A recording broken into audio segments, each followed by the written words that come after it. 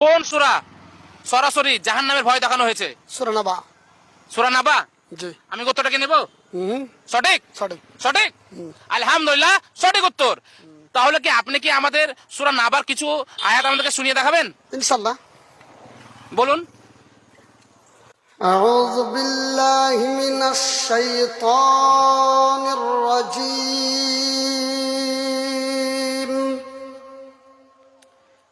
بسم الله الرحمن